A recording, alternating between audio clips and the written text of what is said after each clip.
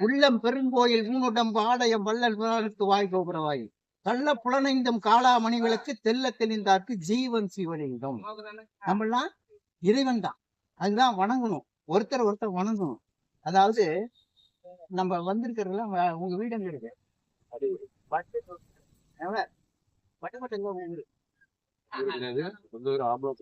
எந்த ஊரா இருந்தாலும் அந்த ஊர் கிடையாது, நல்லா தெரிஞ்சுக்கங்க. கருதறைக்கு முன்பிருந்து காத்திருந்து உட்புகுந்த தாயினுடைய கருவறை 3 மாதம் வெறும் 3 தான் இருக்கும்.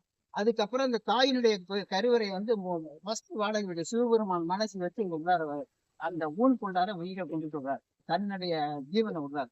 எல்லா உயிர்களும் சிவன் தேர்ந்து வந்து திருப்பி சிவத்தை தான் போகுது. இது செய்யக்கூடிய வினைகளுக்காக பிறகு எடுப்பது. நல்வினை தீவினை இருவினை சாராம இருக்கணும். நம்ம நல்வினையை சேரக்கூடாது, தீவினையும் சேரக்கூடாது. நல்வினை சேர்ந்தாலும் பிறப்பாங்க, தீவினை சேர்ந்தாலும் பிறப்பாங்க. அதுக்கு எல்லாம் காரணம் இருக்கு. அப்பதான் புண்ணியம் பண்ணணும். எப்படி பண்ணணும்? புண்ணியம் பண்ணாலும் பிறப்பாங்க. புண்ணியம் பண்ணணும், எப்படி பண்ணணும்? ஜீவார்ப்பணம் கொடுக்கணும். பாஞ்சாலிக்கு கண்ணன் கொடை இல்லையா, அந்த மாதிரி நம்ம சிவபுண்ணியம் பண்ணிக்கிட்டே இருந்தா சாமி நமக்கு பொருள் எனக்கு அடிக்கிட்டு இருப்பாரு. தாய்மார்கள் அப்படிதான் வாழ்ந்துட்டு இருக்காங்க. கடைசி நேரத்துல அவங்க வந்து அதை கண்டினியூ பண்ணாங்களான்னு பார்த்து சோதனை காமிச்சு அதை ஜெயிக்கணும் அப்படின்னு. அப்ப அந்த 10 மாதம் தாயினுடைய கருவுரை நிகழ்வாடகு அடுத்தது இந்த உடம்புக்கு இந்த பஞ்சபூதங்களான உடம்பு, இந்த உயிருக்கு ஒரு வாடகை உண்டு. இந்த கூட பஞ்சபூதங்களான உடம்ப பாதுகாக்கிறதுக்கு நம்ம ஒரு வீடு கட்டுறோம். இப்ப சொல்றோம் பட்டுக்கோட்டையில இருக்கு, அங்க இருக்கு, இங்க இருக்குன்னு சொல்றோம். இதெல்லாம் நம்ம வீடு இல்லை. இந்த வீடு ரிப்பேர் ஆனா சீர் பண்ணிடலாம். இந்த வீடு ரிப்பேர் ஆனா என்ன பண்ண முடியும்? நீர் நெருப்போட போயிடும், நெருப்போட போயிடும், காத்தோட போயிடும், எல்லாம் அதை போய் சேர்த்துடும். ஆன்மா மட்டும் அழியாதது. உயிர் திருப்பி உயிர் போயிட்டுன்னு சொல்லுவான், உயிரை அழிஞ்சிட்டுன்னு சொல்லுவாங்களா? அது எங்க போகுது? அதுதான் இறைவன். இத வாங்கிய வேணா சொல்ல அவனுக்கு தெரியாது. ஏன்னா அது அங்க இருக்கிற மூலாதாரம் நம்ம சுந்தரி கீழே ஒரு மூலாதாரம் இருக்காங்க. ஒரு முக்கோண வடிவுல ஒரு 4 இதழ் கொண்ட தாமரை மாதிரி இருக்கும். அதுல பாம்பு மாதிரி சுட்டிட்டு இருக்கும் நம்மளுடைய குண்டலி. அதை வந்து ஒரு விநாயகர் தான் அங்க பாத்துக்கிட்டு இருப்பாரு.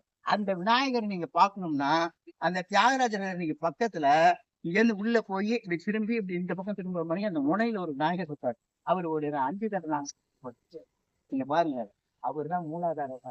நம்ம உள்ளுக்குள்ள உள்ளத அங்க எடுத்து காட்டியிருக்கிறார். இதெல்லாம் வந்து எல்லாமே விநாயகர்ன்ட்டு போவாங்க. அங்க வந்து என்ன விஷயம் இப்ப மரசல கூட நீங்க அவங்க பயன்படுத்த என்னன்னு தெரியல. நீங்க தாயரைக்க பார்த்தாலே நீங்க பெரிய புண்ணியம். ஏன்னா இந்திரன் தேவர்கள் எல்லாருமே வந்து வழிபாடு பண்றது டெய்லி அதை வழிபாடு பண்ணுவாங்க. நான் டெய்லி வந்து தெரியாது உங்களுக்கு தெரியும். ஆனா உங்களுக்கு அதை சொல்ல வேண்டிய கடமை எனக்கு. நான் யாருக்காக வர சொன்னேன் அப்படின்னு கேட்டுட்டே வரேன். நான் இந்த நேரத்துக்கு வந்து சாமி தரிசனம் மட்டும் நான் சரி வீட்டுல வண்டி ஓட்ட முடியாதுன்னுட்டு என்னை கூப்பிட்ட இந்த நேரத்துக்கு ஏன் ஆலம்பரம் 5 மணிக்கு வந்து சங்க வருஷத்துக்கு இப்ப ஏன் என்ன கூப்பிட்ட அப்படின்னு கேள்வி போட்டுட்டே வந்து உங்களை போட்டிருக்காரு. நீங்க தாங்க இது வந்து நான் சொல்றேன்.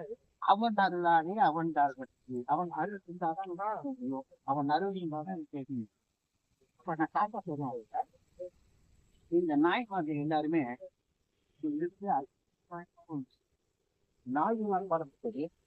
அப்ப வந்து சுந்தரர் வந்து வைகாயத்துல சிவபெருமானுக்கு அனுப்ப சுந்தரர் கண்ணாடியில பாக்குறாரு. அவரே அவருடைய முகம் எப்படி அவரே பொன்னார் மீன் இல்லையா, ஜகடன்னு இருப்பாரு இல்லையா. சுந்தரா வாழ்ன்றாரு, வந்துட்டாரு. எனக்கு தொட்டநாதன்ட்டாரு கைலாயத்துல. அவருக்கு அணைக்க சொல்றாரு சுந்தரர். அப்ப அவருக்கு திருநீர் கொடுக்கறது, நந்தவனத்துல பூ பறிச்சு கொடுக்கறது, இதுதான் அவருடைய கைலாயத்துல வேலை. அப்ப அணிஞ்சி கம்பெனி 2 பெண்கள் அம்மாவுக்கு பூ பறிக்கிறது போறாரு. போறப்ப இந்த 2 பெண்களும் சுந்தரரை பார்த்துட்டாங்க. சுந்தரரும் அந்த அம்மா பார்த்துட்டாங்க. 2 பேருக்கும் செத்த நேரம் அவங்க மனசு தடுமாறி காலம் உணர்ந்த அந்த அம்மா அப்பா 2 பேர் பாத்தியா பார்த்தேன் அப்படின்னு நிறுத்திக்க 2 பெண்ணையும் கொடுத்தாரு. சுந்தரனை பாத்தியா பார்த்தேன். கைலாயத்துல லௌகீகத்துக்கு வேலை கிடையாது. பூலோகத்துல போய் மாநில பிறவி எடுத்து நீங்க வந்து சைவ சமயத்துக்கு தொண்டு பண்ணிட்டு திருமுறை பாடிட்டு உங்களுடைய உலகியல் வாழ்க்கையை முடிச்சுட்டு வாங்கன்னு நினைச்சாரு. அவரு எலும்பெருமானுடைய கட்டளைய பணிஞ்சாகணும் இல்லையா. அப்ப சுந்தரர் மட்டும் கேட்கிறாரு, என்ன வந்து மாநில பிறவி எடுக்க சொல்லிட்டீங்க, நான் எடுக்கிறேன். நான் வந்து உங்க வார்த்தையை மீற முடியாது. பூலோகத்துல போய் நான் மாநில பிறவி எடுத்து நான் வந்து தொண்டு பண்றப்ப, நான் மாநிலரா இருக்கிறப்ப இங்க உள்ள நடந்தது என்னன்னு தெரியாது. நான் தவறாக செல்லும் பொழுது என்னை தடுத்தால் சொல்லணும்னு சொல்றாரு.